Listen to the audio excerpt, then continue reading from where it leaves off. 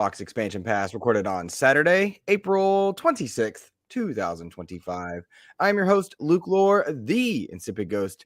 Today, joined by my co-host, not the intrepid Captain Logun, but one from the nerd chat, Mr. xBaconGamnx, and we will be discussing the reception and release of the Oblivion Elder Scrolls Remastered, and of course, Expedition 33. Ooh, we got to look ahead at those release windows. It's going to be a good time. xBaconGamnx, how are you, my friend? You know, my friend sends out the bat signal, and the nerd chat always comes through in a pinch.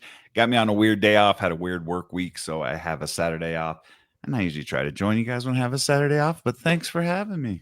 I'm grateful to you for answering the bat signal, as it were.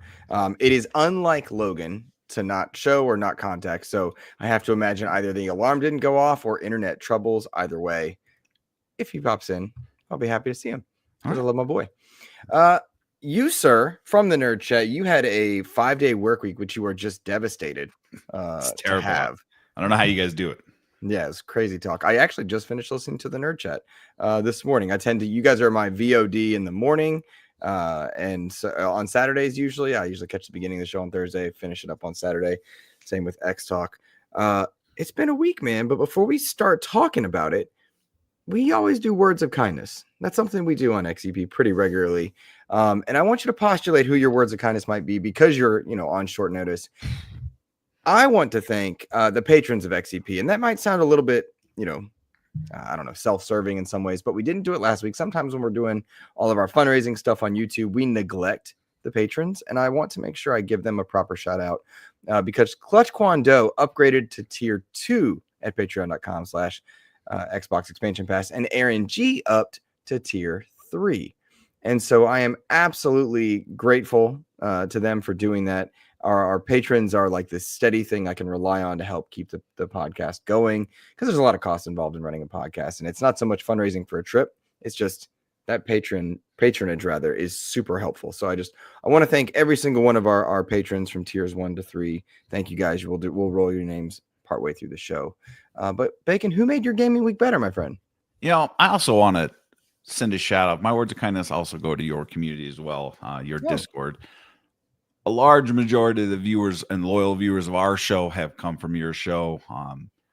We love watching you guys. We love jumping in, collaborating, and stuff like that. So without your Discord community, we probably wouldn't have half the viewers we have on ours. So I want to take a chance and shout out XEP. Hey, man. Thank you, buddy. Thank you. It's one of those, I firmly believe rising tides lift all boats, and that it's important for everybody to support one another where they can, when they can. Not every content creator has time to watch every other content creator's thing. That's just not a realistic ask. But when everyone's supporting and kind to one another, it's a pure win. Big shout out to Nissa Hauer in the chat, A Chick in the chat. Rick Davis is here. Freight Conductor, or as the trophy room calls him, FR8 Conductor. Cannot believe you. They mispronounce everything. It's wild. Shout out to Addy Dotune. Oh yeah, I know. But I mess Nissa's name up too often, man. I can't get Joe to fix it. He's stuck in his ways, and it's true. It is what it is. True. It's true. But it's good to see everybody here.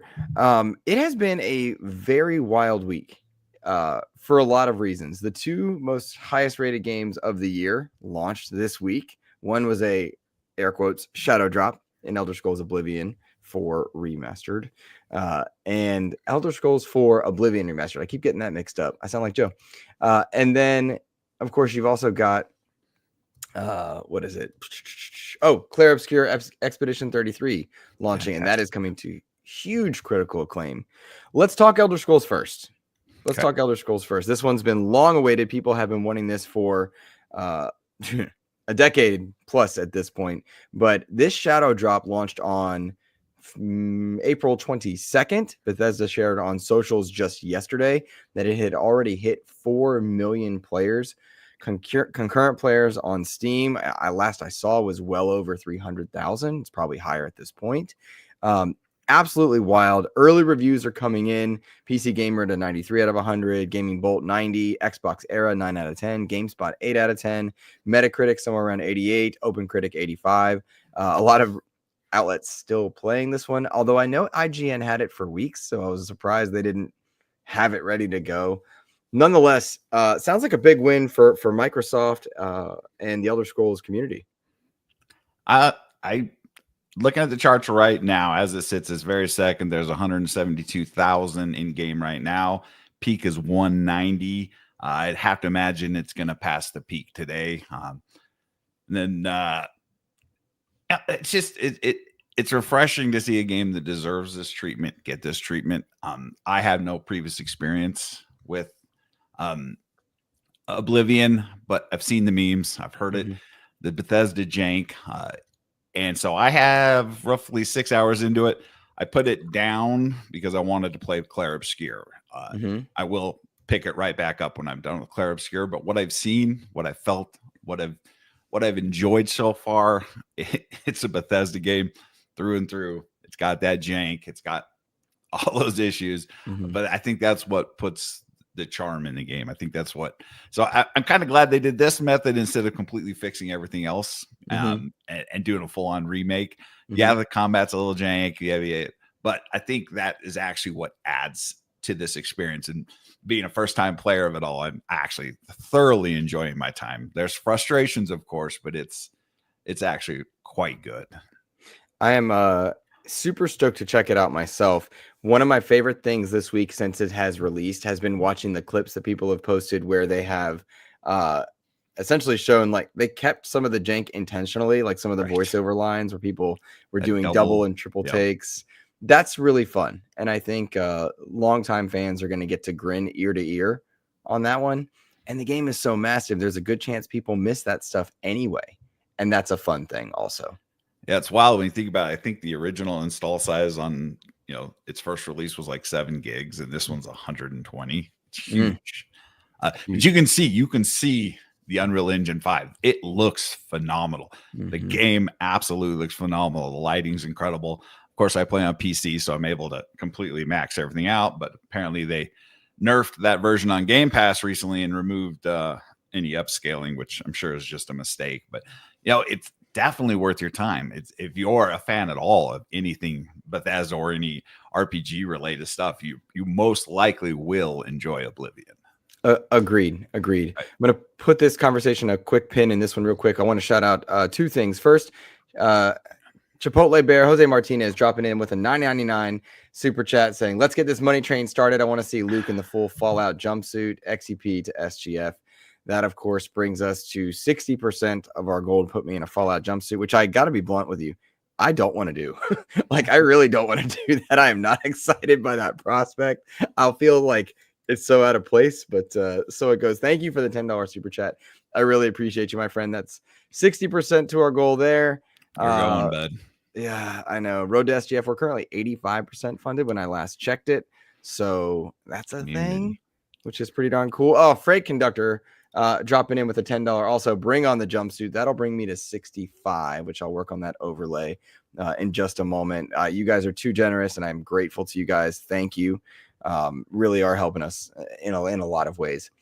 I also want to give we're going to talk Clair Obscur in a moment, and I guess it can be a merged conversation, if you will. But Spam 598 or 591, which my gut is telling me is Sam Heaney. I think that's Sam Heaney. Okay. I think it was over on Project X Talk. Maybe I'm wrong. If I am wrong, I apologize. But he says, or they say, with over 1,000 hours in it, Clair Obscur is my game of the year, no question. Clair Obscur launching this past week to a Metacritic of 92, an OpenCritic of 92, with Xbox Era giving it a 9.5, VG7 100 out of 100, Gaming Trend 95 out of 100, IGN 90, Push Square 90, Game Informer 90, Games Radar 90.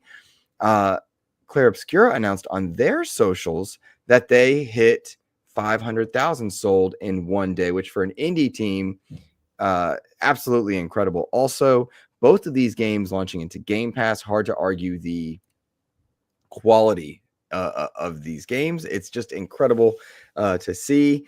One of the coolest things for me was seeing Charlie Cox just, front and center on that one. It's really cool to see this stuff hitting Game Pass, and I think a lot of people are very high on Clair Obscur, and we had talked a lot last week on XEP, but also on I heard the conversation over on Nerd Chat and several others. that the Elder Scrolls might, drown out noise for Clair Obscur Expedition 33. What were your thoughts on that now that they're both out? Yeah, they're two different games.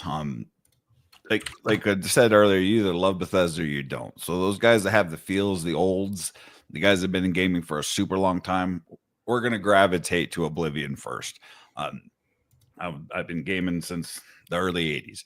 My feel would be there, but the newer, younger generation of Game Pass subscribers or Steam players or PS5 players that are more into this style of a game would probably gravitate to Expedition 33. So sitting here and looking at SteamDB right now, we have 90,241 in Clair Obscur with a peak of 98,000. Those are very, very good numbers, right? Mm-hmm. So 98,000 in this game and 170,000 in Oblivion as we sit this very second. So both games are doing very well. So I don't think it's having any adverse. It did with me early when I went right into Oblivion because it came out a day before Expedition 33, but then I've since moved to Expedition 33. So I think both games are going to do fine and both games can live in the same space. And it just continues to drive home the point of what a value that Game Pass is for its subscribers. I am absolutely drowning in games right now. As am I. If you scroll a little bit lower in our show notes, Bacon, you'll see that that's kind of one of the things I wanted to talk about. In Game Pass this year, we have seen Ninja Gaiden 2 Black, Avowed, Balatro, Sniper Elite Resistance, Atomfall, Eternal Strands, Blueprints, Oblivion Remastered. Later this year, Doom the Dark Ages, Call of Duty, Outer Worlds 2, and Tony Hawk 3+4 all confirmed to be showing up. With the additions of, or the return of GTA 5 back in Game Pass, Mafia Definitive Edition is in there, Watch Dogs Legion, great game, in there, 33 Immortals, Early Access is in there, Diablo 3 is in there, Towerborn's coming in, Commando Origins is in there. It's just astounding to me that $20 a month, which I think is the peak. It could be more value. Like you could go to 25 and still say you're getting your value, but I do think subscription services have a limit, at $20 a month, $240 a year.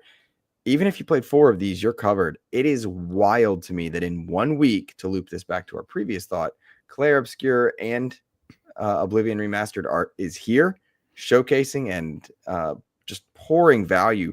That's thousands of hours for people to just enjoy games. Like, I'm not even sure I've turned on Steam in 2 weeks because I have so many games to play right now. And $20 a month for console players, it's only $11 for PC players for Game Pass Ultimate. It's my little dig there. I don't know how you could ever argue against this service. I don't know how anyone can ever sit there and say, it hurts the devs, it does this, it does that. It is the most pro-consumer, greatest value in video games, and it is undeniable, undisputable at this time. We just heard that PlayStation's pulling games out of their service again, and Xbox just continues to avalanche us with games. I beat Ninja Gaiden 2 Black. I've beaten Avowed. No one can beat Balatro. I've figured that one out. It's impossible. I'm playing Oblivion, and I'm playing Clair. We'll just call it Expedition 33. So my $20 is well spent. I'm crazy excited for another Tony Hawk. I love Tony Hawk. Those bring back the feels like no one's business. So I've far surpassed the $270 or whatever a year that Game Pass costs, and we're not even into May yet. So absolutely ridiculous. It really is. And one of the things that I'm enjoying and again, I'm kind of just merging some of these topics together because I do think they go hand in hand. When I watched Jesse Norris over at Xbox Era play Oblivion, when I listen to the conversations from it, when I see what's involved in this Oblivion remaster, it borderlines on remake, and it blurs the lines between what a remake and remaster is. And sometimes I have to think about, okay, which one is it truly? And I look at Starfield and I'm like, okay, that dated engine in many ways, even though it's been updated. But this Oblivion Remaster's quality is just so high. And then I thought back to all the remasters we've seen in the last 5 years that are under the Xbox umbrella. Ninja Gaiden 2 Black being one of them. Tony Hawk's 1+2 being in there. The Doom 1 and 2 collection that kind of was re-released that came out. It is astounding to me the quality that some of these remasters can showcase. And chat, I'm curious if any of you are able to drop in some of your favorite remasters. That'd be fantastic. But when I watch the quality of this Oblivion remaster, I'm taken aback. When you see that? I don't know if you played much of it. You said you put it down to play Clair Obscur. Yeah, I got. I misquoted I misspoke on our show this week. I'm 6 hours in. Mm-hmm. When I saw the reveal, I was at work. The live stream that showed everything, and I'm looking at the quality, and I'm like, "There's no way this is a remaster." I thought for sure this was a remake. Right. And once I got in the game, I'm like, okay, so this somehow they worked some voodoo magic and got the original engine into UE5 and somehow sprinkled some hot sauce on it. Now I watched a great video from the Act Man. You can either love him or hate him. It is what it is. He's a huge fan, and he went through and explained why that this is better, because it still contains all the jank and all the memes and all the good times from the original version of this game. And I think if you did a remake, you would lose all that. If you fixed everything, if you polished everything, the double speaks and all that, it would lose the luster of what the original Oblivion was all about. So I'm 100% okay with the way this product came out. Yeah. Good morning. And yeah, there's our buddy. Did indeed oversleep. It's good to see you, Logan. I gotta be honest, I wasn't worried because like it's not like you, but I knew you would never just, dude, we had inside information you were up too late playing World of Warcraft. I was legit like, because I got a new bed and it's been really comfortable, and I don't know why, but my cat came over and was like waking me up, and I was like, oh, okay, so yeah, it's probably close to like 8 o'clock, and I didn't hear the alarm go off. So I usually have like an alarm for 8 and 8:30, and I kid you not, because usually about 8:30 I'm like, all right, finally I'll get out of bed. It takes me about a half hour, get some coffee, get ready for the show. And for whatever reason, it just did not wake me up. I just didn't have any control over that, and it's like, oh crap, it happens. These are the days that I'm like, this is what I'm fine rolling into work a couple minutes late, because it's like I work from home, and stuff. Rolling into work from home, rolling out of bed into work, yeah, grab the laptop, go back to bed, kind of thing. When it comes to a podcast and it's like that, I'm like, well, I know I gotta show up, I gotta be on camera and stuff like that. Plus, this is a hell of a week to not come in and not show up for a podcast, because we got so much stuff to even cover. So I know you guys are talking about the Oblivion remake, and I'm super excited about that, because that remaster, not remake. That's what we were kind of getting at. No, well, that's the thing is, like, dude, like it's they put it into like, okay, we saw Soul Reaver get announced and released by like Aspire Media. Like they went through and they did a remaster of that, where they just kind of brushed up all the graphics and made sure everything was working and whatnot, and you can switch between the two types of graphics. This is like a whole new thing. This is like Diablo 2 level of like remake in a sense, in my mind, because like they brought it into Unreal Engine 5. They've got Lumen hardware ray tracing going on. Like, this does not feel like we just went and did some new models and stuff like that. Upscaled it, made sure it was available, kind of thing like that. This feels like a lot more effort put into it. And even though it's not like a Resident Evil 2 or a Resident Evil 4 remake, where they've literally gone in and changed things to kind of like make it a little more interesting for folks that are familiar with it, like it's one of those things that it's just too impressive to be like lumped in with some of the remasters that we've seen. Like it's a testament to the studio for what they did to consider this like just a remaster in my mind. Agree. Watching footage, because I've not gone hands-on with it, which I'll explain why later on in the show for one of our smaller topics. Watching everything on a visual scale, watch it be played, it's really impressive. But I do get a worry, because I do plan on playing Oblivion. I'm also going to try Clair Obscur, despite it being QTE heavy, which is not my type. But I will say, in watching Oblivion be played, there are parts of it where I'm like, yes, this is all me. And then I see some of the combat, and I get a little worried, because to me, this genre, this exploration Skyrim Elder Scrolls genre, the combat peaked in Avowed. I've never had more fun in this genre combat wise than with Avowed. That's what the loop for me in Avowed was. I even made that was in my review. I even mentioned that about it. And so I do get a touch worried that the combat will feel a bit dated, because as much as I love Starfield, everything about Starfield was master of none, but fun. And so interested, but I'm curious about it. And so watching all this coverage from other people, I'm really excited to play this one, but I am wondering how it will go. Joseph Moran saying you can turn the QTE off. I don't know why you would. You don't know why I would. Okay. It adds to the turn-based combat. There's dudes in here that will one-shot you. If you do not get that parry or get that dodge off, it is actually incredibly cool the way they implemented this into Expedition 33. That I'm shocked at how much I'm loving this game right now. Mm-hmm. That combat, it absolutely adds to this combat. And we're talking about Clair Obscur in this case? Yeah, Clair Obscur, absolutely. Okay. If you turn, is that not what we're talking about? I think we were. No. It is. I'm making sure, because we've merged. Okay, we've merged.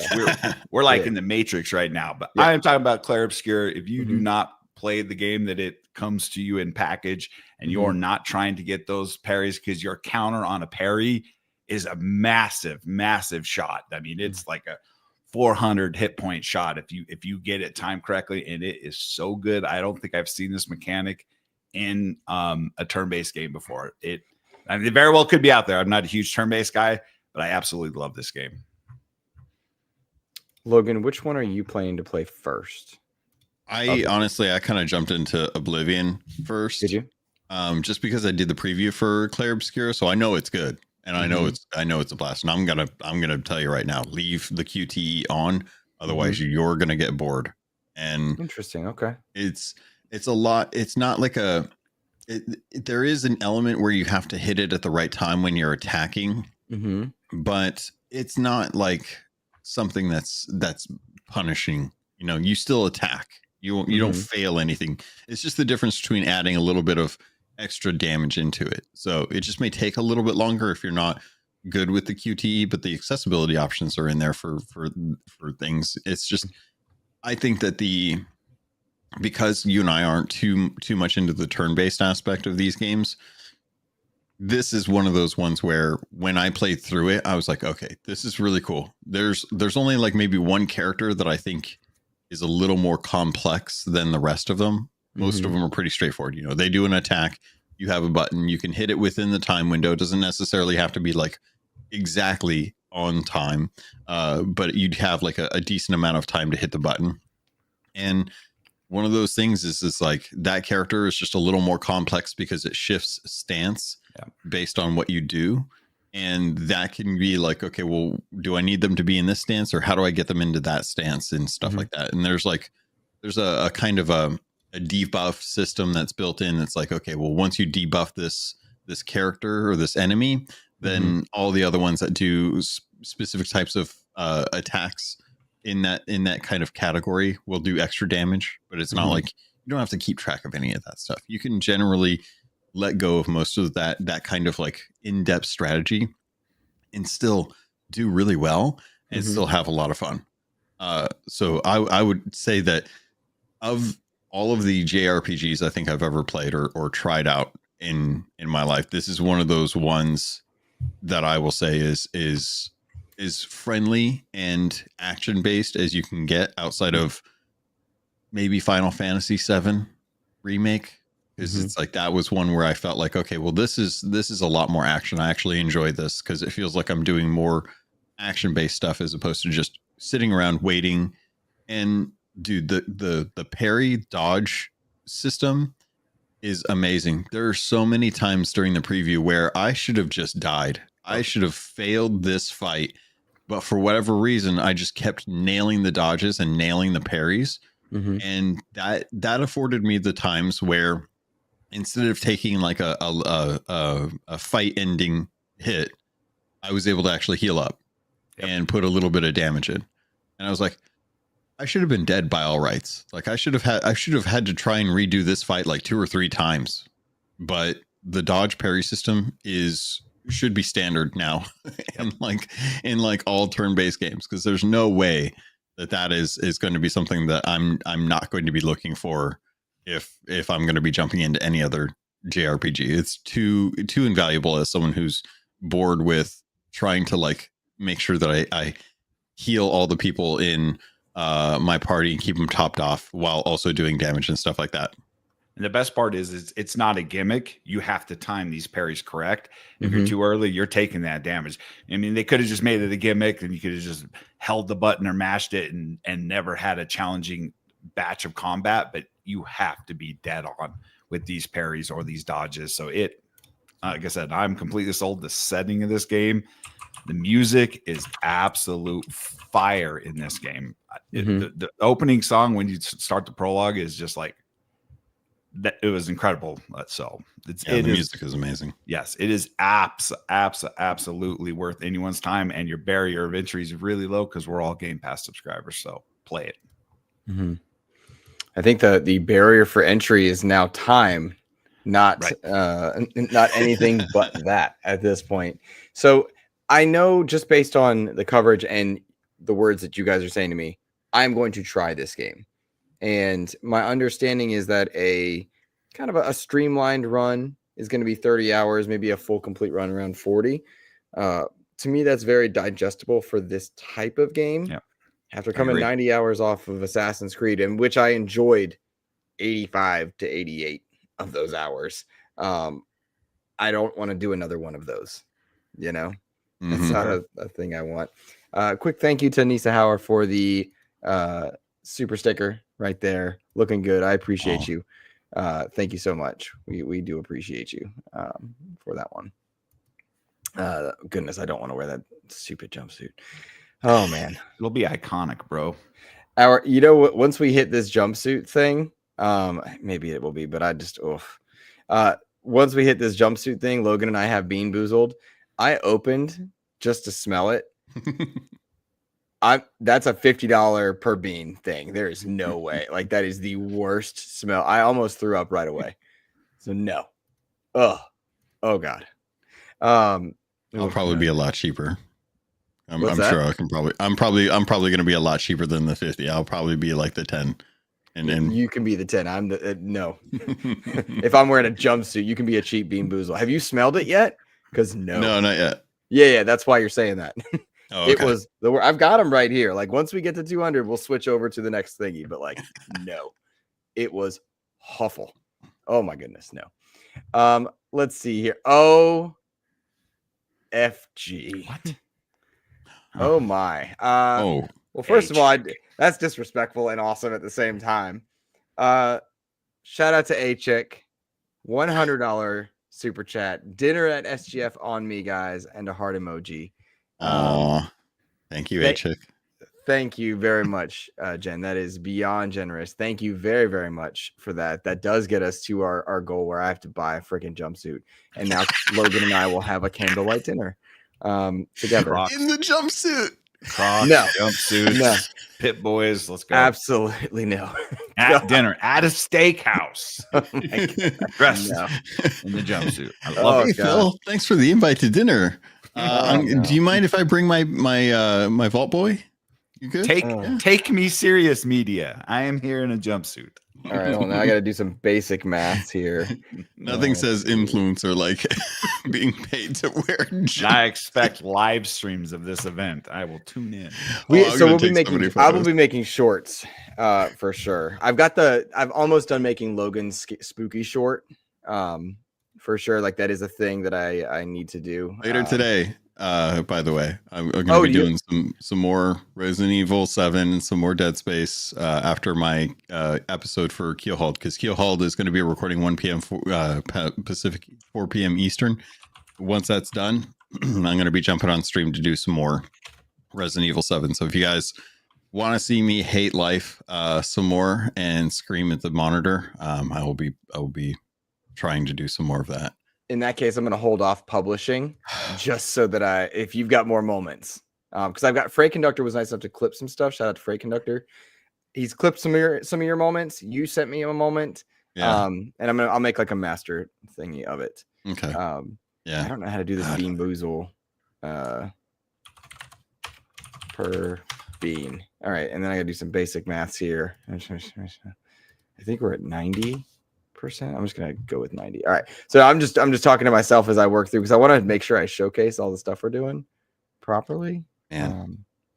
Not easy. My Beanboozled, if you read my DMs, I'm still waiting on those though. Oh, you don't have them yet. Mm-mm. Okay, so it's just me doing it today. Yeah. Well, I'll make up for whatever you didn't get done. I don't know if I like that. Well, we know we started next week too.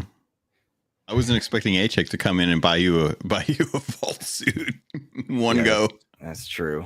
All right. It's gonna look good per bean. Oh my god. I'm gonna get so many bad photos of him in it. Everyone's gonna take you seriously, bro. The part that's frustrating. So this is just a little FYI. I'm just sharing a lot about my life lately. Apparently, I've put on 20 pounds this school year. Probably about 15 to 18 of it is muscle. Oh, now, right? Like now, it's been like I did the bulking stuff, but like it's not all where I want it to be. So like my abs push my belly out. It doesn't look good, and I'm like, I don't like that. This is gonna be embarrassing. You gotta start doing crunches. Stop doing arms. Start doing crunches. I've been doing core workouts. Those are awful. I don't understand people. I don't know. What are you talking? Core workouts are easy. They're just straight for you. Like you just do resistance training. You just do. Anyway, we're getting off topic here. Oh goodness! Can't wait though. It's gonna be great. It's gonna be like when Deadpool was like out of shape wearing his Crocs. I do have the Crocs. Yeah, that's true. Oh man, I'll drop 100 on an adoring fan outfit. Well, so the real talk, the jumpsuit is $70.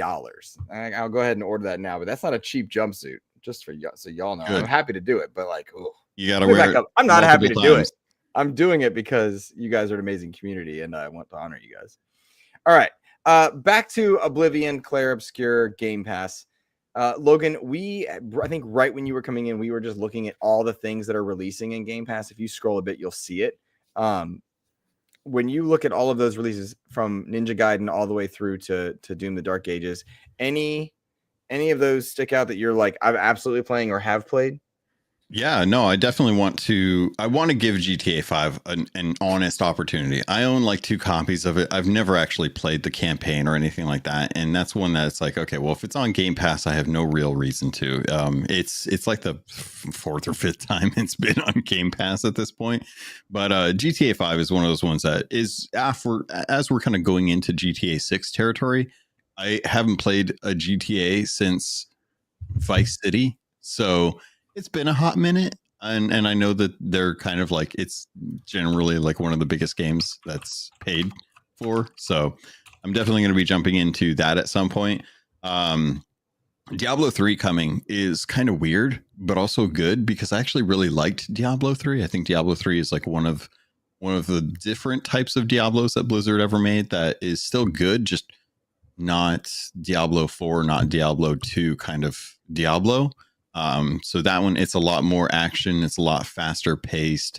And it's just one of those ones that I really like. And also Watch Dogs Legion is one of those ones that I've always had like a morbid curiosity for. It's like hearing about like all the Watchdog games and what they're about. I'm like, oh, that sounds kind of cool. And when they came out with that one, it's like, oh, you get to be any person, any person can be an agent. And I'm like, yeah, okay, is that really going to be the case? Or are you just kind of like throwing some marketing at me? So that was one that I was like, oh, that's kind of cool. That's in there. And then I don't know if you guys are interested in Mafia, the Old Country. But Mafia is one of those ones that people seem to really love. I know Joe from the trophy room is looking forward for that one as well too. But the Mafia Definitive Edition is kind of a good way for folks to catch up or at least kick off the Mafia franchise for a pretty low price of just owning Game Pass before Old Country hits, which I think is still this year, isn't it? I think so. I think it's so coming out later this year apparently. So yeah, there's some really good stuff in this. Like, this is not a slouching week or month for Game Pass, which kind of annoys me when you look at like what we had in January, February, March. Like, why are we getting all this really good stuff? Why are all these games like coming out now when we had such light months earlier in this year? And it also makes me wonder, like, what is going on with the rest of the year? Like, are we going to have a drought when it comes to June and July just because they're doing stuff with as far as like what's it called, Xbox Showcase, and studios are not going to be ready, and it's like, okay, well, you know, no one's going to announce a game and showcase for something that's coming out in top of the July. You know, everyone's going to be like, all right, well, it's time to go on vacation. So I don't know, but yeah, this is a fantastic month for Game Pass. It's almost too good of a month for Game Pass in my opinion. So I'm struggling. I'm having a real hard time. Well, so that's kind of the interesting thing for me. I guess when I take a step back, obviously we're an Xbox centric show, but we actively play on Steam. We actively play PlayStation. Like we cover Xbox, right? But we play everywhere. When was the last time you played PlayStation? Oh, that's a fair point. I guess I would say I actively play PlayStation games, like in the way that, like, oh, sorry, I bumped my desk. Like I'm playing Spider-Man on my Steam Deck. You know what I mean? So think of it that way. My point is that as a show, by our nature, we don't like to do the console war thing, or that's just not our nature. Yes, Bacon, you do. Bacon does. That is true. And I don't even know on Twitter. Still on Twitter for some reason. It's wild. But the thing I'm getting at is, in this past month, we've watched Nintendo roll out some what I think are fairly unfriendly consumer practices, which, Logan, we do need to have a conversation about. We should pull up your answer from Blue Sky. Okay. Is this an intervention? No. Going to talk me out on the Switch too? No. But pull up our conversation if you don't mind on the back end, because you had a good answer to my question. Nintendo, I don't think is very consumer friendly. PlayStation experiencing, I think, one of the worst game droughts in their history. Not doing very well there. Xbox has changed its entire philosophy, is sending games to every place. It's in their subscription service, putting games for sale in multiple places. Indiana Jones and Forza Horizon 5 are now on PlayStation. One of the interesting things further down the notes again, Indiana Jones is trending higher on PlayStation 5 than it is on Steam, according to Matt Piscatella and some of the analytics they have at their disposal, which is fascinating in and of itself. And it is interesting to me that next to PlayStation being in a big drought, Nintendo rolling out what I think are fairly unfriendly practices, Xbox is doing the exact opposite.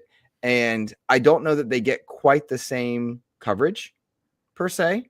And so that is interesting just to me, as far as like an analytical perspective. Joseph Moran in chat, my son, saying that Forza Horizon 5 is popping off on PlayStation. I couldn't find numbers, so I didn't want to like just say it anecdotally. If you've got stats somewhere, then please let me know. And Freight Conductor saying Ghost of Yotai for PlayStation in 2026 looks very exciting. Awesome. Cool. And one of the things that I thought was very strange also, again, and listening to the Trophy Room this past week, Ghost of Yotai was spotlighted in a PlayStation blog on the same day as an email. As Oblivion Remaster. Why not just wait a week? Wait 2 weeks. What's the if the game comes out in 2026 rather? Like, what are you doing? So it's just so odd to me why we punish some companies, not others, why we hold some super accountable, not others. It's just strange. Ghost of Yotai is coming in October. Oh, it's 2025, 2nd. Not 2026. Freight Conductor. Okay. Good to know there. I was thinking it was next year also. April 2nd this year. But still, why put it the same week as Clair Obscur and Oblivion as far as news? I didn't see a lot of people on my timelines talking about Ghost of Yotai, which for all intents and purposes, like that's Insomniac, correct? No, that is Sucker Punch. Sucker Punch is making that one. Yeah. Why did I think Insomniac? Insomniac do everything. Yeah. They literally do everything. No, Sucker Punch, dude. Friggin' Ghost of Yotai. I am looking forward to that game. I absolutely love Ghost of Tsushima. I hold Ghost of Tsushima as one of my favorite Sony exclusives.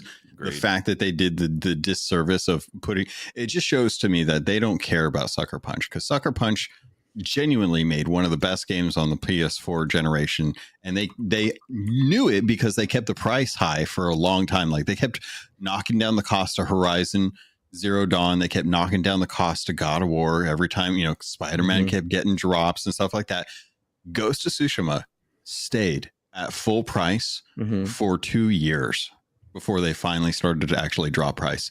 Then they're going to tell me that they're going to be like, oh yeah, this is worth a blog post on our website.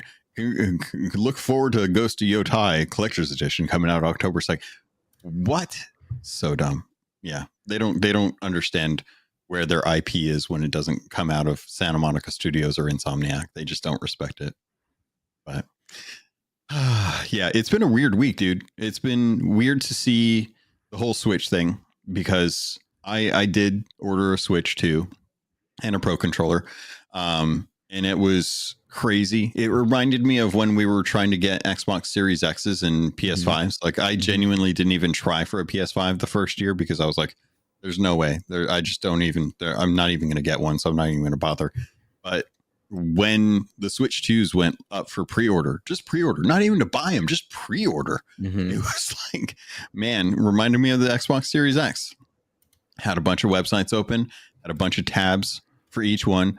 Everyone telling you, make sure you got your account set up, make sure you got your credit card information in there, make sure you got your addresses set up and stuff like that. And I encourage anyone to do the same thing if you're planning on pre-ordering stuff. But it was one of those things. It was just like, yeah, the sites broke down. GameStop's site went down completely. Target was stuck on the place order for me and eventually didn't work at all. And they started canceling orders because they realized they over sold.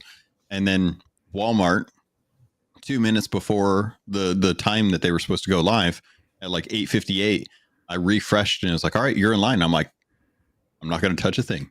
You do you let me know when you want me to buy. Fine.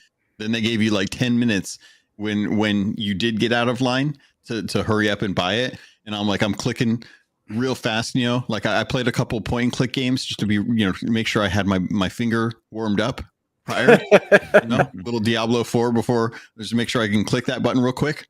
So it keeps refreshing, and it keeps telling me no. And every time I refreshed, I lost 30 seconds on the timer. And I'm like, you son of a bitch, what are you doing? This is not cool. Stop it.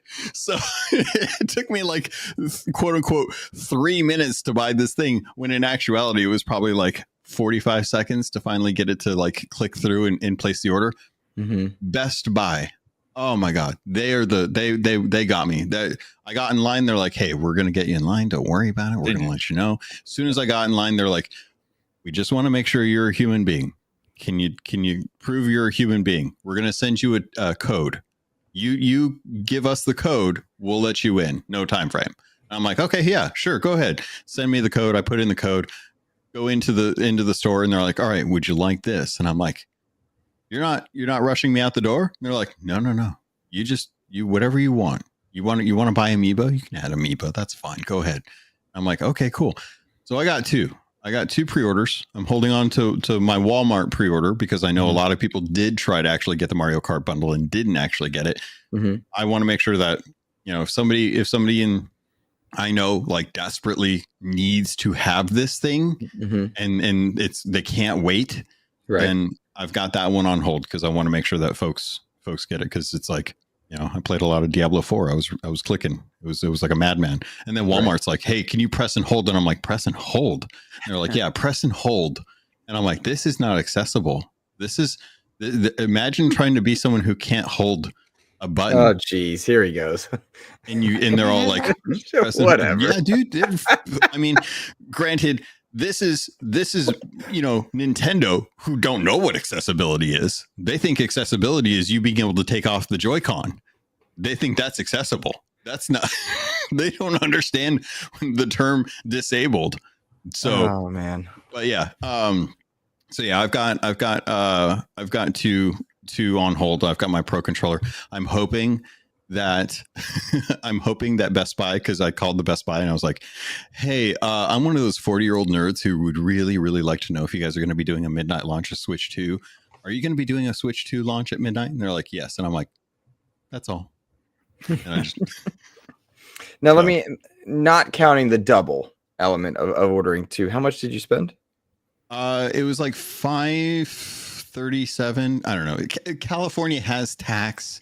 So tax was a lot. It was like 30 something bucks for that. You know, I live in a world where, 12% tax is not unfathomable. So for me, it was probably a lot more than what the rest of the country would normally pay for this, but it was $500 for that. It was 85 for the Pro controller, which honestly, like, I don't know. I bought the Switch day one back in 2017. I got home and I tried to play with the Joy-Con little controller thing that they give you. And I'm like, no, this is stupid. I need an actual controller. So I went out like the next day and bought like a $60 Pro controller. So this one, it's expensive, but I didn't buy the Doom controller to add to my 18 Xbox controller collection. So I felt like I was like, all right, well, I have a little spare cast because I didn't get the Doom controller, as much as I think that the Doom controller is way cooler than the Nintendo Pro controller. I cannot use the little Joy-Con snapped onto the fidget spinner that they call a controller handle thing for it. Okay, so approximately, I still don't have the actual number total for like one. I would say like altogether probably about $600. Okay. All right. And does that included Mario Kart? Yeah. Gotcha. Yeah. So you spent $600 to play Mario Kart at launch, and then games are gonna vary. They run that gambit, right? They're doing like most are 70. Okay. I would say none are above 70 outside of Mario Kart. And some of the older games that they have, like Tears of the Kingdom, they have like a $30 DLC if you want to get the bonus stuff like that. Yep. So, but I mean, Logan, I'm sorry, not Logan. I cut you off, Logan. You finish up your thought before I ask. I was just going to say that's compared to other console launches like the Xbox Series X. I think same thing. It was like $500, no games. Like all I had was my backwards game, or all the games that I had plus Game Pass, and that was it. We didn't even get Halo Infinite at launch. Like, you want to talk about a pretty light launch for first party titles for the Nintendo Switch when it comes to Mario Kart. What did we have it for the Xbox Series X? Yeah, I think the comparative point, which I don't think this is like a selling point per se, even maybe it should have, maybe it shouldn't. This isn't like copium, but I mean, your back compat on Series SX got that FPS boost and HDR, auto HDR, stuff like that. Whereas I think Nintendo charging for them in some cases, not other, kind really, of really bad. Really odd. And some of the feature sets with Series SX I liked, but like we didn't know we liked it. Like quick resume, amazing, but people didn't know that it would be good. I'm curious, what Bacon, what about you? How did you're a tech guy. I told myself I wasn't going to pre-order a Nintendo Switch. I took a firm stance against it on our show. These prices are ridiculous. Then I thought, I love Nintendo. I'm a Mario kid. So I tried launch night really late. Didn't work. Tried the next morning. Didn't work. Every time I see Wario post something, I'm hopping on that site and trying to find one. My brother told me he might have a second one. He's all the way up in Oregon. So I'm like, all right, if it comes down to it, I will do that. But breaking news live on this show. Bacon has officially got his pre-order through his co-host Chipotle Bear, who got a second one and just gave to me the Mario Kart. Wasn't going to do it, but I am on board. I have a weird thing where I have to have everything new. My struggles to get a 5090 were real. I was on websites, camping out in lines. I don't have to do this because my man Chipotle Bear, shout out XEP community, shout out Chipotle Bear for getting me a pre-order. Yeah, that's fantastic, man. Really, really happy for you. I'm excited for you both. Logan, so this was my thing about it. I don't understand why people are so forgiving to Nintendo. And I asked you, I was like, why are you so forgiving? Like, why are you doing this? Because you're spending $600 or so roughly to play Mario Kart. I don't get it, right? It just doesn't make sense to me when you see Xbox be so consumer friendly. And so I asked you, why are you all in on the Switch? And Bacon, weigh in after him, because I think your answers might be similar, but then there might be some core differences. I loved your answer to this question. So yeah, so for context for folks, Brian Altano over at IGN posted a whatever they're called, chat for them. Put a post on like a Nintendo or whatever Blue Sky is calling it, and he says, "I'm all in on the Nintendo Switch, and I'll be trying my best to get one ASAP. But I'm a little surprised at how light the first party game lineup is day one. Mario Kart World is going to be absolutely massive and fun, but after that, there's not a ton of new stuff to play at launch." Thoughts? So, and I quote tweeted this, and I was like, "These are my thoughts exactly." Will this stop me from trying to get a Switch 2? No, I still want the best deal for Mario Kart and to play the GameCube stuff. Though coming from an Xbox perspective, it reinforces the consumer-friendly approach that they have things like FPS boost, auto HDR, quick resume, etc. And that was where you kind of came in wanting to understand the mentality about why support this non-consumer friendly approach to a console launch. And I said, for the same reason we buy anything, it falls within my tolerance for the fandom. It doesn't have to be 100% satisfied or I don't have to be 100% satisfied with the situation to be unable to derive enjoyment from it. I know that fast food is going to be bad for me, but that doesn't stop me from eating it. I know that there are things that I can buy, talk to any vegan. I can buy stuff like meat and I can eat meat and stuff like that. And that's not going to be good for the environment, but that's within the tolerance of enjoyment. That's within the tolerance of budget. I don't have to agree that Mario Kart being $80 on launch is the what the value is that Nintendo sees it. But it falls within the enjoyment that I'll derive from that is within the tolerance of how much I'm willing to pay for it. If you were to say to me like, hey, there's going to be a new Sea of Thieves, and Sea of Thieves is going to be on the next generation, but it's going to be $100, and they're going to have a $300 collector's edition. Sure. And it's going to have signatures from the devs on something. Jeez, you're just upping the value here. Upping the value for me. But that's where it falls within is where does my tolerance lie? Because one of the things I've learned through my years is when I did sales, one of the things I was always told when I was doing a pitch to someone to sell something is never pitch with your wallet in mind. Because your wallet, what you're willing to spend is not exactly what someone else is willing to spend. You look at like what Bacon spends on graphics cards. That is that is outside of what most people would spend on tech when you're just looking to play games and do your taxes. So it's one of those things that I understand that I don't have to be necessarily 100% satisfied with what Nintendo does for me to still be a fan. I have that so many other areas of my life that I'm like, I'm not 100% happy with how the world of Harry Potter is laced with a really horrible human being, but I can't stop from not loving that world because of it. You jumped in and said in that same post, how much do you spend on TMNT stuff in games? How do you justify it typically? And I love your answer. It's just that counterpoint of it falls within the tolerance of your fandom. It's a great answer. And Bacon, that sounds or echoes kind of like what you were saying. You weren't going to, and then you love Nintendo. I'm born in 1978. I was raised in the 80s. I had an original NES on launch day. And that was back when a parent could leave a kid home alone and go to work all day. I had no guidance. I had no supervision. Me and my little brother were playing Mario till our fingers bled. We all know the sharp corners on the NES controller, the hard buttons. And that system single-handedly raised me and kept me out of trouble. So the amount of time I have playing it.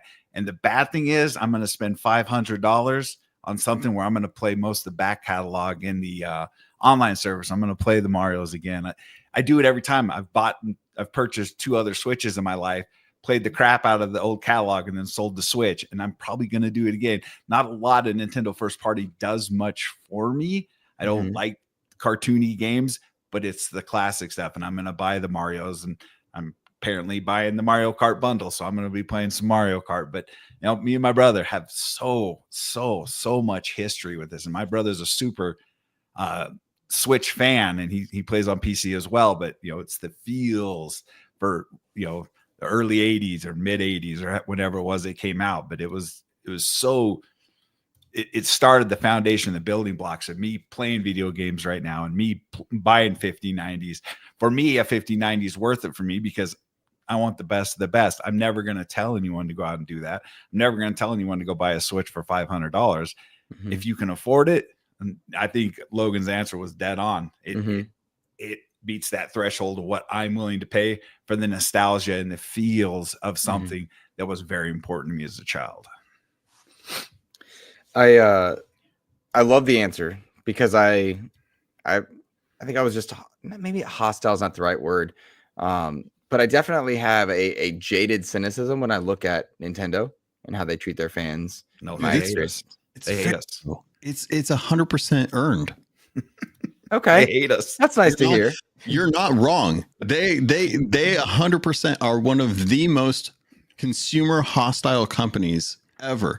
They don't like bringing their games to the next generation. They do not. Granted, the cost of their online service is not nearly as expensive as like PlayStation or Xbox, but they don't offer a Game Pass. They offer the back catalog through the NSO stuff, which is it's good, but we came from a period where, like in the Wii era, they just let you buy those on the Wii shop, let you own the copy of them. Like I can't go and play Super Mario Brothers 3 or Legend of Zelda Link to the Past because I bought it through the store. I have to stay subscribed to their stupid NSO program to do that. And then if I want access to the cool stuff, I have to pay extra on top of that. And if I want the GameCube stuff, I got to buy a whole new console for that. And all I want to do is be able to play Mario Kart World and Legend of Zelda Wind Waker. Those are like the two main things that I want to play at launch. And I can't do that without getting a Switch 2. And it's really dumb. It's really consumer hostile. They constantly do this. Bad ports, you got games that are they had like the Mario All-Stars bundle had 3 Mario games, like top tier Mario games. I don't care what anyone says. Mario Kart 60 or Mario 64, Sunshine, and Galaxy. 3 amazing Mario games, right? They sold it for 6 months. 6 months. Why would you? It was like at the end of the year for the anniversary from Mario, they come out and then they sell it for 6 months till the end of the next fiscal quarter. It makes no sense, dude. They're terrible when it comes to giving their customers anything. They're charging for the tech demo onto how to explain the features of the Switch 2. They're charging $10. So you're not wrong in them being consumer hostile. They are extremely consumer hostile. Xbox is the one company out there that I will point to and be like, this is the only consumer friendly console manufacturer out there. Everyone else is shafting you, and it sucks. But it just depends. Like watching the clip of you and the boys in Fortnite with the turtle van in your turtle costumes doing the turtle dance. That was awesome, dude. But I know that cost a lot. And that was just for DLC it was just cosmetics in a game. But I know that cost a lot for you guys to do. But it looks freaking awesome. So if it gives joy, like the root word of nostalgia is pain. And it's one of those things because all you're doing is remembering fonder times because you're in pain. So it's one of those things like, yes, nostalgia has me by the throat. And I'm trying to say the safe word, but it's not coming out. And I'm more they have me. And and I know that they do. It's just like chocolate, man. I can't stop it. I'm not trying to apologize for it. I'm not trying to say like, it's I'm not a victim or that I'm not aware of what's going on. But when it comes down to it, dude, Mario Kart World's going to be an amazing game. And Nintendo charging $80 is 100% valid because they sold that game for $60. They sold Mario Kart 8 for $60 for the lifespan of the Nintendo Switch 2. And it sold 50%. Like 50% of people that own a Switch have Mario Kart 8. So they know they can get the money for this, and they know that they're not going to, banana is not it. Sorry. They know that they can make this game sell for the rest of the generation for Switch 2 and not have to do anything to it. People will just automatically buy it. I'm glad that you're acknowledging that, and then also acknowledging the fandom element, because I would intend to agree. The money that I spend in Fortnite, I play that game, I don't know, a lot, right? A lot. I have thousands of hours in that game with my friends, enjoying it, inhabiting different characters and roles. We often, what's our theme tonight? Were we all going to be Doom guys? Are we all going to be Turtles? Are we going to be Marvel characters, DC characters? Is Joe going to pick Sabrina Carpenter because he thinks it trolls me? It doesn't. It's confusing. I'm like, I don't even understand. I don't even know who Sabrina Carpenter is. Swear to you. I'm like, all right. Why haven't you bought her? I think it came with one of our, if we're in Fortnite crew. Oh, because that is a subscription service I keep year round. Because even if we don't play for a week or 2 weeks, that money and all the passes roll over, and inevitably they put something in there that I'm going to love. For example, next season or like May 2nd is the new Star Wars season. Customizable lightsabers, fly your X-Wings, fly your TIE fighters, new force powers, Darth Jar Jar, the Emperor. And I already have all the Star Wars skins that I want. Like, I don't want any more unless they do something special to one of my favorite. Oh, come characters. on! Dude, you're 100% gonna get the keto diet Chewbacca in there. Like, you will. Yeah. Well, my bigger point is, like, I'm happy spending money because I return to that place the same way I bought liveries and Sea of Thieves for 4 years. I'm okay with that kind of stuff because it's value that I get over and over again. And when I bought the Doom stuff, right, we're saving for SGF, so I could not or would not buy a console, right? But I did dip, and I bought that console wrap, and I'm hugely happy with it. Happy with it, and hugely happy with that controller. And it really does make me happy, and I just take a great bit of joy in it. So again, tolerance and fandom makes a good bit of sense. I do want to talk about Doom, though, if I may, for just a moment. Yeah. So that last trailer. That last trailer was incredible, and interestingly, so we had a funny moment, I feel like, with as far as like discussing rabbit holes, like going down rabbit holes of games. And I was asked like why I'm not playing Oblivion and Clair Obscur, and it's because I've been playing the Doom 1 and 2 collection and Doom 3. And the joke was like, oh, you're all in on Doom down a rabbit hole. First of all, no apologies when I do that. I love going down a good rabbit hole.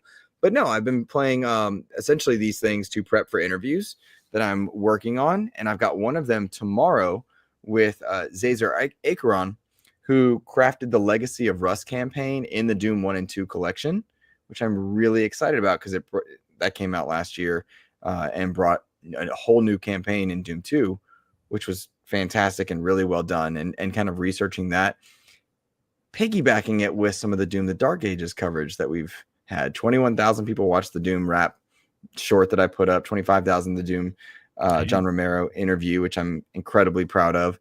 And so I'm excited to do this one with Zazer, but then to see that Doom Dark Ages trailer with the cosmic realm and how they're merging hell and then Lovecraftian horror together, and then seeing some of the gameplay stuff they've got for Dark Ages coupled with the new dynamic background they put in for Xbox, I'm seeing a lot of hype for Doom the Dark Ages. All the old Doom games are on Humble Bundle, Fanatical, and the spring sales for PlayStation, Xbox, etc. Super cheap. It looks to me like Microsoft is preparing a tidal wave of coverage. But go ahead. What you got? Is this Microsoft or is this Bethesda?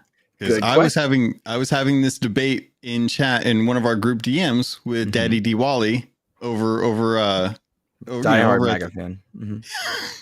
Oh my God.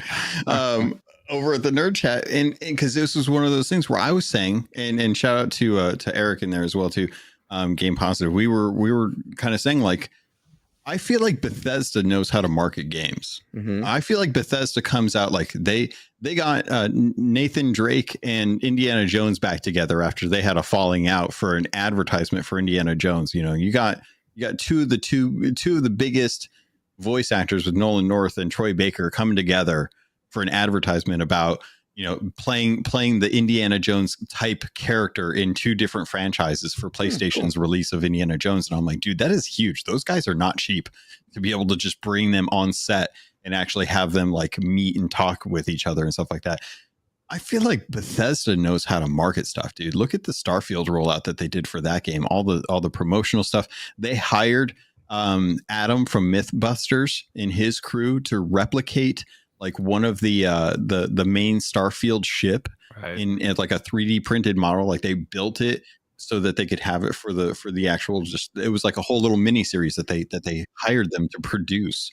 Like Bethesda, I feel like still has their own marketing team because every Bethesda game that's coming out, Doom is like absolutely killing it as far as like actual like promotion, dude. And they're doing a fantastic job. We've already got wraps, we've already got controllers, we've already got dynamic backgrounds. It's not even out yet, and I'm already seeing a flood. Joe in chat pointing out Doom was big at WrestleMania. I saw that as well. And then one of the more fascinating things to me is that the new trailer that I talked about that had that Lovecraftian cosmic realm that they were showcasing, that was for Sony fans. And in it, Hugo Martin, the head of the Doom campaign, was talking about, hey, Sony fans, this is coming to PlayStation 5. This is for you. And it's so odd. And like, I'm not upset because it's coming everywhere. And I got my dynamic background, I got my controller, etc. But like, we're talking to you. And it was so just, what a strange world, right? I'm playing Spider-Man on my Steam Deck. Joe's playing on his PlayStation Portal with Forza Horizon. Indiana Jones is trending over on PlayStation. Doom's got a specific PlayStation 5 trailer, but it's owned by Xbox. Just such an interesting level. And I think Bethesda does know how to do it. And I'm going to do a quick shout out briefly to the PR people that are working on that because, man, they are sick of my emails and I feel so bad. Oh, man, I got to tell you that story. Have you sent him photos of you like on your Doom comforter in your twin size bed with like all your like Doom memorabilia, pillows? It's a little like it was a little rough because like your Doom Inside helmet. Baseball, it's available for Keymailer and they're like, sign up for Keymailer if you want a review code. In the history of XEP, never once has Keymailer given us a code, ever. It does not matter what we always have to go through PR, and we're in that weird realm of like, we're not Paris Lily, we're not Xbox era, we're not these people, but we're also we don't not do coverage, I guess is what I'm saying. So it's like this weird spot. And so like I've been emailing, hey, can I do this? I'm doing this coverage, here's this video, this views, can I do this? And then finally it was, your email was forwarded to me, we'll get back to you. And I was like, oof. All right, just play Doom at launch with everybody else. Thank you. Someone else was like, here, you deal with him now. Pretty much, yeah. But I mean, I do love Doom. However, I just want to say for anybody that was like, Luke, you're in a rabbit hole. It's been for research. Just want to point that out, soaking it. Just want you to know. I just want to know, like, did you think about putting like as your signature for your emails, your adoring fan? Oh gosh. So of course, since the since the Oblivion remake, I'm getting tagged on socials as the adoring fan, and I'm like, I have never played an Elder Scrolls game. I don't know who this is, but I did meet him in Starfield, and so like I get it. And so I might like purposely keep my hair longer in the front for SGF, just so I can do that picture as Fallout Boy for everybody. And the adoring fan and all that stuff. Just for the record, you don't have to know the perpetrator to still be a victim of identity theft. That's all I'm going to say. It's a good point. It's a good point. I don't know. Bacon, I feel like we've really daddy D-walled you and just cut you off multiple times over. No, you're fine. Actually, my wife has just informed me that I have a hard out here in about 5 minutes. That's okay. I have to go and drop the car off to get our snow tires removed, and she does not take no for an answer. So it is almost May, sir. Are you? Holy cow! They live in Colorado. We still get I know snow here. Well, it snowed last week. So with your closing moments, will you tell us where you are for Doom? Are you excited for Dark Ages? Have you played the old 2D ones that they did in the re-release, etc.? I tried your challenge and tried it on hard difficulty, whatever that hard is. Normal. It was brutal. Didn't finish it. Shout out to Chipotle Bear for completing said challenge. I love Doom. 2016 was awesome, and then Eternal was awesome. minus the platforming. I didn't care for the platforming. Daddy Diwali loved the platforming. I didn't. I'm incredibly excited. Everything, the aura around this game coming out, everything, the skull gun where you're shooting chunks of bone. It's a perfect keyboard and mouse game. And you get real good at your Twitch speeds and just bashing through. So yes, I was trying to arrange everything around being ready and open for when Doom comes out, but it doesn't look like I'm going to be done with any of my games by the time Doom comes out. So it'll be a dead drop on everything else when Doom comes out. So you are going to drop stuff to play Doom. Love that. It's that You're going to 22 levels of dedicated single player action.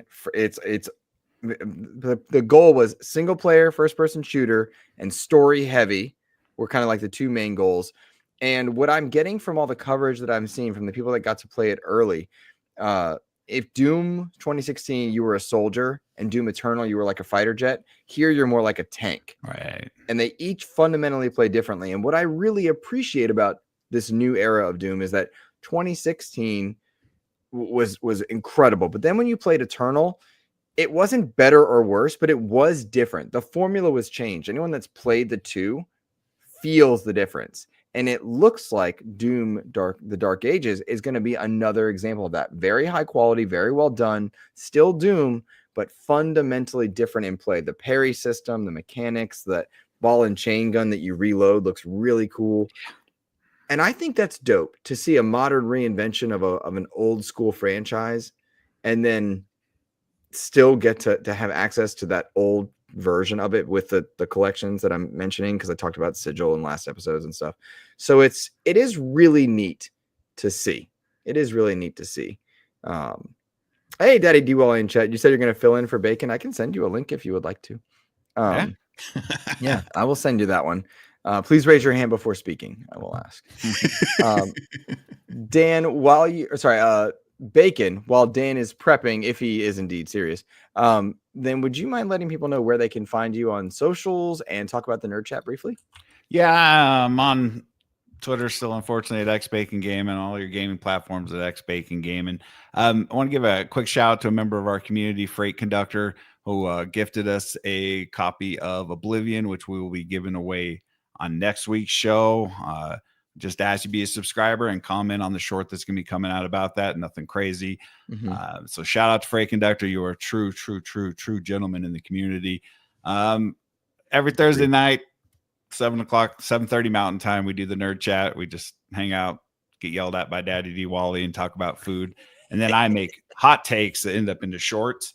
And then the PlayStation community yells at me, but it's fun. It's all in jest. So shout out for letting me hop on and fill the mighty shoes of Captain Logun. No, thank you for he was able to roll out of his slumber and do his hair and get ready for his appearance. So thank you guys. It's been a blast. And that's about it.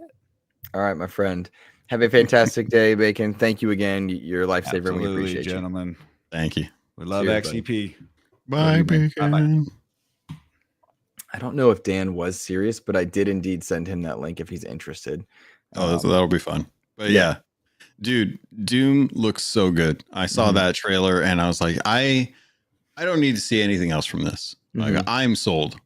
This game looks like it's kind of Warhammer, but first person, and it seems like it's going to be really good. I'm super stoked. It has the parry or I like the parry system in there that I've always wanted out of a Doom game. I never like expected them to actually do something like that.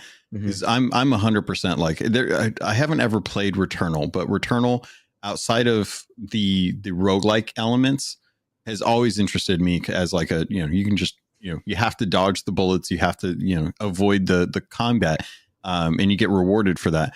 But I can't stand the roguelike element of it. And with Doom, they just want to tell the story, and this story looks so awesome, dude. Oh my God. I can't wait to get into the giant mech.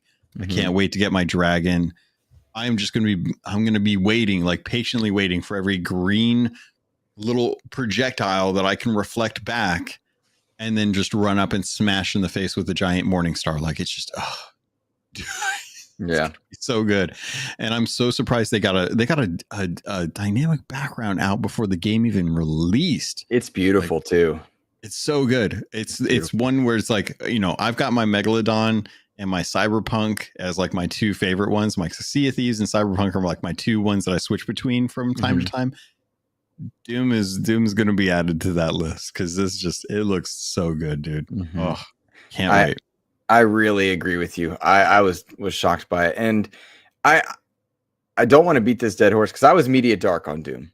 I really was, because I didn't want to know, because it is one of my favorites and I wanted to just go in. And then when I started working on trying to talk to some of these people, I was like, I need to not be media dark on some of these things. And so I really did push hard to try and talk to some of these devs, and going back and just experiencing, like, I've been replaying Doom 3. Fascinating departure from the formula. Doesn't it all align with Eternal? Doesn't it all align with 2016? Doesn't it all align with the old one? Fascinating. Really cool to play through that 1 and 2 collection. I do encourage people to try Legacy of Rust. It's fun. It's really fun. Don't play it on hard because it is difficult. And I really, like, I'm excited to talk to Zazer to ask him, like, all right, what if they ask you to make a Doom Dark Ages era style game, but in the old engine? I would love to see what he does or would do with that. So that'd be fun. So that's one of my questions I'm going to talk to him tomorrow about. So yeah, look forward to Doom. Hope people check it out. Look forward to that coverage, please. It would mean a lot to us. I love Doom. Shout out to Euro Whale. That's funny to say. Doom 3 is one of my favorites too. Agreed. I also love Doom 3, but it is an interesting departure from the formulas, is my point. Let me give a quick shout out and thank you to Game Positive for his $6.99 super chat, Canadian super chat. It says, Luke, your Gears of War video was awesome, very moving. There's a lot of people out there that are glad you are here with us, especially Joe's mom. Yeah, I hadn't actually mentioned that much past the 2 social posts and moved on. I did put out a video. It's heartfelt and it's a mild trigger warning for anyone who self-harm bothers. But essentially talking about Gears of War's role in essentially saving my life. And I don't mean that in any exaggerant way. It's a 45-minute long video. I don't know if anybody's really going to get super interested in it, but it was heartfelt. It's one I'd wanted to do. Longtime listeners of XEP have probably heard me reference this moment.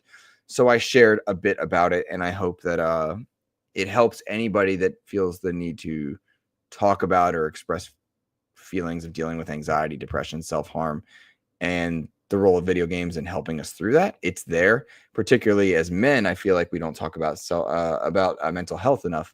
So it is there. Should anybody want to see it, it's on XEP's YouTube page. Yeah. Sorry. I hope it helps. I appreciated the video because I, like you, had been in a situation similar to that. But for me, it was World of Warcraft that kept me afloat during a really down part of my life. So I think it's definitely something that I feel like everyone has times in their life where depression gets the best of them. And it may not ever like manifest itself beyond just having like a rough year. I know like this last month has been really hard on me. And it was just not a good month for me, but being able to have escapes like games to pull us out of that, or at least give us a reason to move forward, is always nice. And I, shout out to Nissa, who, like hanging out in chat with me last night while I was playing World of Warcraft, because man, like there was a point where I was having a real hard time going through a storyline because of the content that it had and just how relevant it was to my life and stuff. And I was just like, I'm gonna have to turn the camera off because this is getting a little too emotional for me to be able to just go through. But it was a really good video. I really appreciate that you do that, because I know it's gonna take a while, for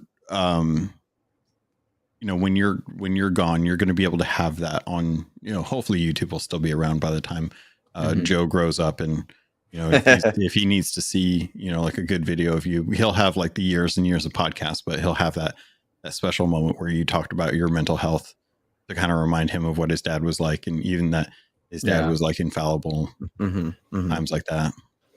Yeah. I hope it helps. I hope it helps anybody that chooses to watch it.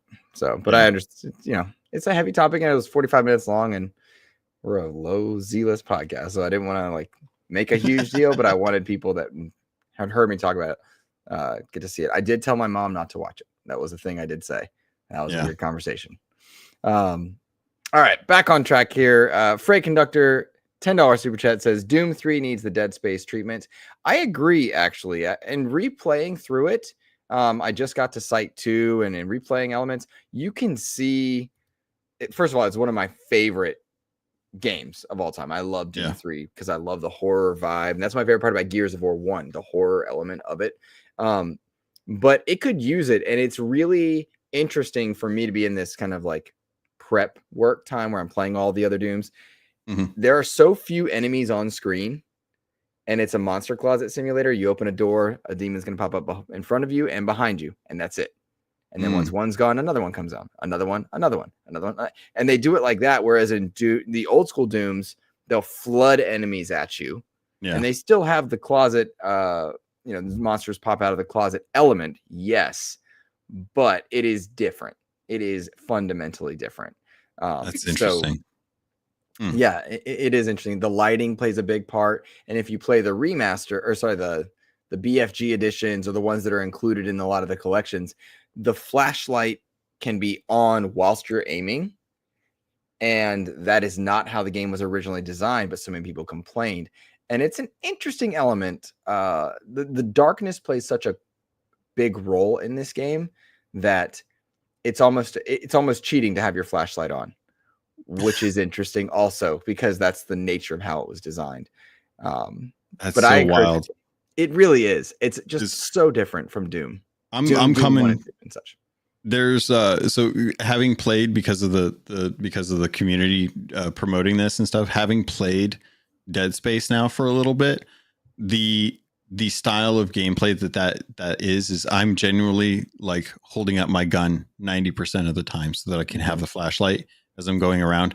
Anything that's a body, whether I've been the one to actually like create it or not, is getting smashed into pulp.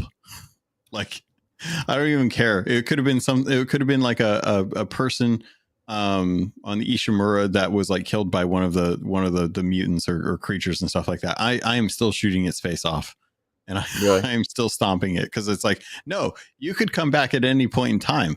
So thinking about that from like a Doom perspective would be very interesting, given the nature of what Doom has always been, as far as like, you know, everything is a target, and it just depends on which gun you want to use for it, kind of thing. And then throwing a horror element to that, in the same vein as like a Dead Space, then that would be wild to actually see them do that. They could do that like after Dark Ages and actually go back and try and recapture some of that design influence for the next Doom, since they've done Soldier, they've done Jet Plane, they've done Tank. Now let's see what they could do with a horror genre.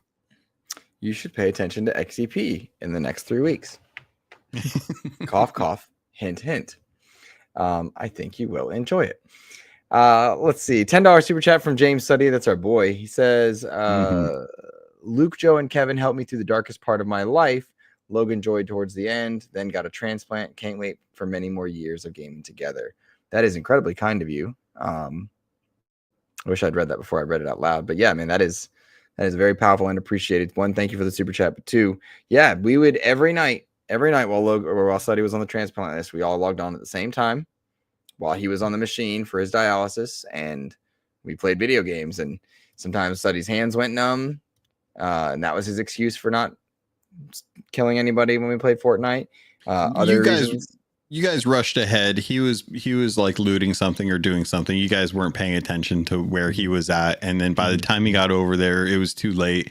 And then he's like, you know what, better just to jump into a new lobby. So I don't blame him for saying like the hands numb thing, because I probably would come up with, I'd be like, oh, a cat jumped on the keyboard. Sorry, guys. Well, since he's gotten his new organs, one, it's very clear he loves his wife more than us. Rude. Step one. Yeah. Two, he's gotten hit by a truck. Also strange. And he bought a motorcycle. It's like, we got you all these new organs. Yeah. Let's hurt. It's crazy. Hey, you know, if you're going to get a second chance at life, what are you going to do? Repeat it? Yes. A lot of people in our chat are also asking you, are you enjoying Dead Space? Are you liking it? Dude, Dead Space is, I mean, and okay, so Resident Evil 7 is a really well made game Mhm. in some aspects. Yeah. As far as like fear goes, Resident Evil 7 is amazing. As far as like giving you direction and understanding of what you need to do, it is terrible. Mhm. But I respect the what they've done with it. Mhm. I do not like playing it. It scares the crap out of me, and I hate getting frustrated on what I need to do because I feel like everything is like so opaque. Where I would just like RE7? yes, RE7 specifically. Okay. So I'm having issues there. But going over to Dead Space, that game is really good. Like it's a video game and it knows it's a video game, but that game is really good. Like it feels like Event Horizon, if anyone's familiar with that movie, but I've been very impressed with how much I've enjoyed Dead Space. I've been thinking about like the upgrades I want to get. I've been thinking about where I need to go, what the story is telling me, trying to predict where the creatures are going to come from. I've actually been invested in moving forward through that game on a regular basis. Whereas Resident Evil, I'm like, just get me out of here. I don't want to be here. This is the worst thing in the world. But yeah, dude, Dead Space, fantastic game and free on Game Pass. You got to go through Epic. I think on PC Epic? To be able to like, sorry. Yeah. You have to go through the Epic launcher, which I hate, to be able to play it through PC version. I think it's just you just download it on Xbox. I think it's just included. They just bump up the Xbox store version of it. So it's awesome. But yeah, dude, Dead Space, not as scary as a game as Resident Evil 7, which is why I'm trying to do Resident Evil 7 still. But yeah, it's really, really good. I'm really, really happy with Dead Space. I have never seen Event Horizon, and I'm not joking. But based on our conversations on the show the last few weeks, I've got it on my like wish list on Vudu, and so I'm waiting for it to hit like a sale or something because it's not on a streaming platform that I found, like where it's just streaming. You have to buy it. Really? Not that I saw, which surprised me, but I was also like, I'm not paying $15. The movie's 100 years old, but I do want to watch it. Because my God. Let me back up. Obviously, we're being smart. We're fundraising, so I'm not being super liberal with my finances unless it's a Doom skin, right? So I'm being smart, and I bought The Last Samurai because that was not available streaming anywhere, and I was like, well, I love The Last Samurai. And after Assassin's Creed, I was like, well, I gotta watch The Last Samurai. So that was what I bought, and I'm just waiting, right? But like I rationalize these money things to myself sometimes, and I like put arbitrary rules on what I will and won't buy. Like it's just me doing that to myself, right?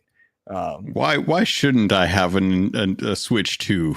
I deserve it. I deserve it. Bilbo. Yeah. Why shouldn't I? It's Last Samurai is amazing. It's just such a masterful movie. Agreed, Bacon. Agreed. Eurowell says, I remember completing Dead Space in one day. Wow. And missing an interview. Ooh, oops.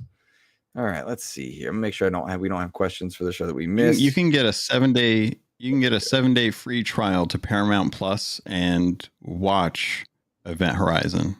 Oh, is it on Paramount? I think we have Paramount, or I think I have Kev's Paramount. You have someone's Paramount. No one cares enough. Paramount doesn't even care. They're just like happy that someone at least agreed to pay for this. Yeah, please, anybody. We're sorry about Halo. Here's 7 days free. They owe it. God. You could easily, you could get a free week of Paramount Plus and watch it on there. You can also do the same thing with 3 day or 30 days free for Prime Video. You can watch it free on Prime Video as well too.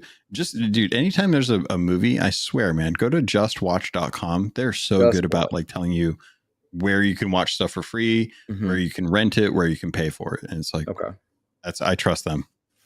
I want to briefly, as we're winding down, just give a shout out to Ellery Woods Parker III.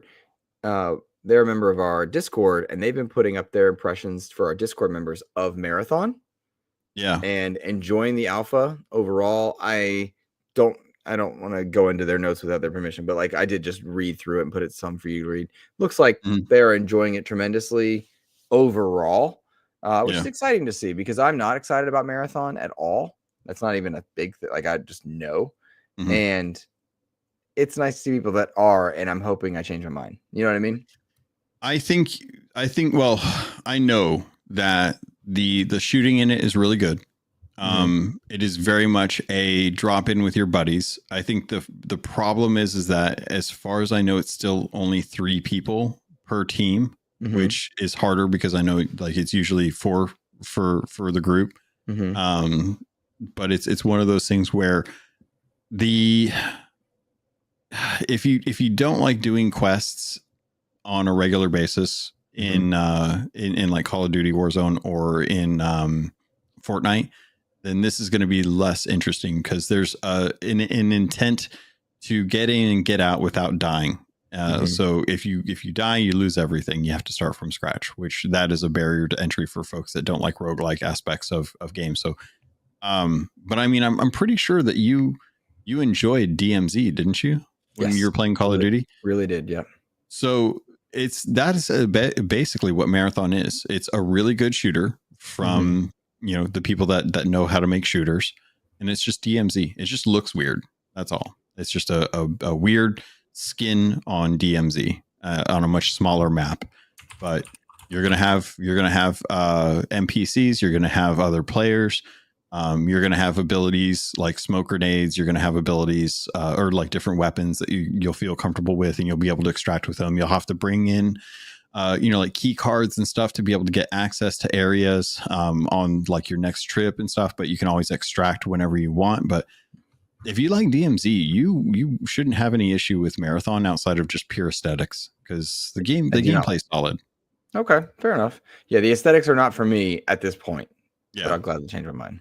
Yeah, and they are 100% out there. Like it totally feels like a Stanley Kubrick movie, kind of going into it. So I don't blame anyone for not wanting to do that. It's like the same reason why I don't like playing something like Slay the Spire because it looks like garbage. But it was one dude who made Slay the Spire, and it's a really good roguelike. But it's just it looks very cheap, but it is. So it just depends on like how you feel that. Not to take shots at Slay the Spire, but it's just one of those things. Like aesthetics matter when it comes to stuff. There's reasons why people will avoid games that are just as good as Mario or Zelda, but because the aesthetics are not Mario or Zelda or are too close to Mario and Zelda, that people won't play them. Same thing with like a Pal World and Pokemon and stuff. They'll rail against it because it's too close to their fandom or too far out of what they normally play. Very true. And good point. All right, Logan, as we wrap up, I want to let people know that we are 91% funded for our trip already with time to spare. $2,270 raised from what I can calculate. Pretty darn cool. That's awesome. Next week, we'll be playing Beanboozled. And I don't know what the right amount it is, but in my mind, I was like, ooh, when I smelled it. So like real talk, I'm going to smell it right now. Yeah. I'll just give you a little sniff. Oh, gosh. Maybe not me a sniff. Maybe the beans a sniff. Oh my God. But you're sniffing like the whole thing, dude. You got like all those smells, all those flavors, like all congealed into one. It can't be a good smell. But I'm sure one bean is probably not going to be that bad. Now, what's the ratio to that? Like how many good beans versus bad beans are in that container? Whew. All right. You okay? I'm not okay. God. Ooh. Okay. Pull together, boy.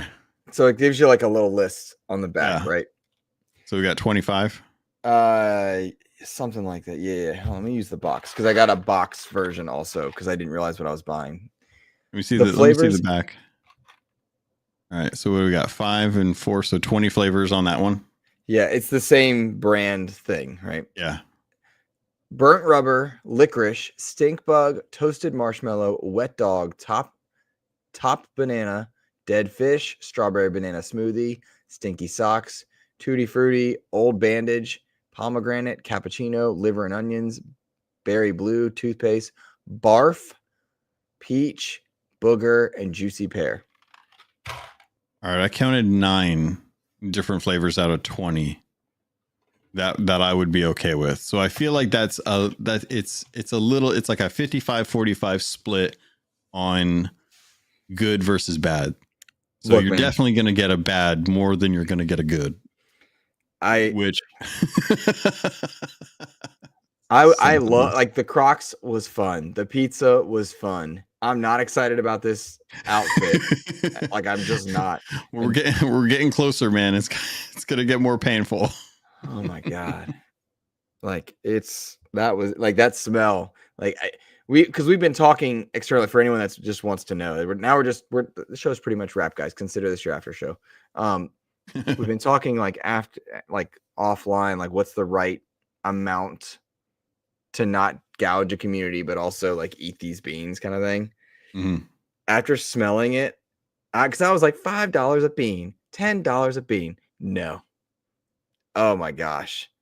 It's just, oh my. So I was looking at I'm looking at my order because I'm waiting for it to get in. The ones on the images that they sent me, I don't know if it's going to be the same as when I actually get it, but they've said spoiled milk, which is new. Congratulations. Spoiled milk, coconut, dead fish, strawberry banana smoothie, rotten egg, buttered popcorn, toothpaste, berry blue, barf, peach, canned dog food or chocolate pudding, booger, juicy pear, moldy cheese, caramel corn, which I don't like caramel corn too much, but stinky socks, tutti frutti, lawn clippings, or lime.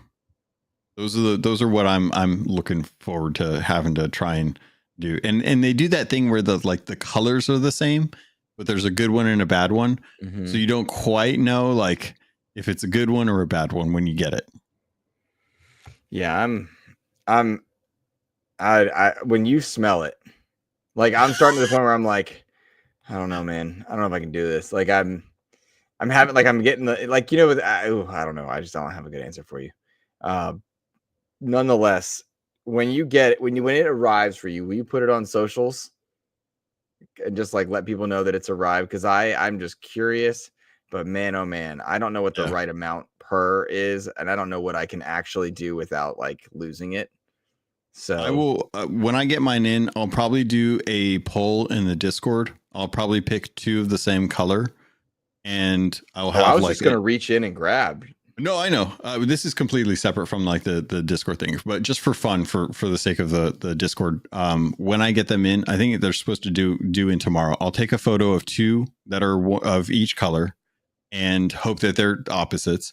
Mm-hmm. And I'll let people choose either left pill, right pill. Oh, okay. And they can be the ones to decide it. And then I'll do a quick little recording of me actually eating whichever one that is. So that'll be like like an hour-long poll tomorrow when I get them in, so that we can figure out like how good they are or how bad they are, because I've never actually had them. Okay, fair enough. Me neither, but yeah. So basically we're right up on our goal here, and then anything bonus or after that is just Ubers and foods and stuff, and which will be very helpful also. But man, oh man, I don't know. I don't wear this stupid outfit. I don't want these beans. I'm being a grump. All right, Logan, that's going to be it for me. I will say, anybody that does watch the Gears of War interview, I hope you enjoyed. I hope it helps. If it doesn't help, don't watch it. I don't want anybody uncomfortable. So, Logan, what you got going on, buddy? XEP is recording the next episode today with the community. So I'm going to be chatting with my community about Sea of Thieves, because we just had the latest update where you can go and actually hunt down a Megalodon with fantastic little music. You said XEP. Did you mean Keelhauled? Oh, I did. Yeah, sorry. Keelhauled. Okay. Keelhauled episode recording at 1 p.m. Pacific, 4 p.m. Eastern Standard Time. We're going to be doing a little sit down in my Discord where we're going to be talking about the new boars that are on islands that you can hunt down and can one-shot you if they charge you. You can now hunt down a Megalodon. Spears are more dangerous now in the game. So, and we're just going to be talking about the latest update and how people are liking it. I know A-Chick and I, we just got our first Voyage of Luck to actually hit like one of the lucky ones. We had 14 chests of some of the most valuable chests in Sea of Thieves, all on one map, which was amazing. So that was a ton of money. I think it was like $500,000 gold just for that one voyage. So yeah, I'm going to be doing that. And then 2 p.m. Pacific time, roughly around that time frame, maybe 2:30, just to give myself some time to make sure that if something runs over or not. 2:30 p.m. Pacific today. What was that? 5 p.m. Eastern Standard Time. 5:30 p.m. Yep. 5:30 p.m. on East Coast. I'll be jumping back on stream to do some more Resident Evil 7 and some more Dead Space for a while. So going to be doing that. So definitely, if you guys are here to see me in pain playing Resident Evil 7, that's going to be later today. Just if you guys have any questions about it, just let me know. But at 2:30 tentatively and 5:30 Eastern Standard Time for that. Nice. That's what I got going on. Fantastic. I hope people go support Logan. Watch, share his streams out, support him as ever his streaming platforms allow, because I'm excited for you. Thank you. All right, man. Well, that's going to be it for us. Have a fantastic rest of your week, everyone. Shout out to xBaconGamnx in the nerd chat for helping us out this thank you. at the start. Bacon's always a pleasure to watch in the nerd chat. I love them in general. Have a great week, everybody. Take care. Bye.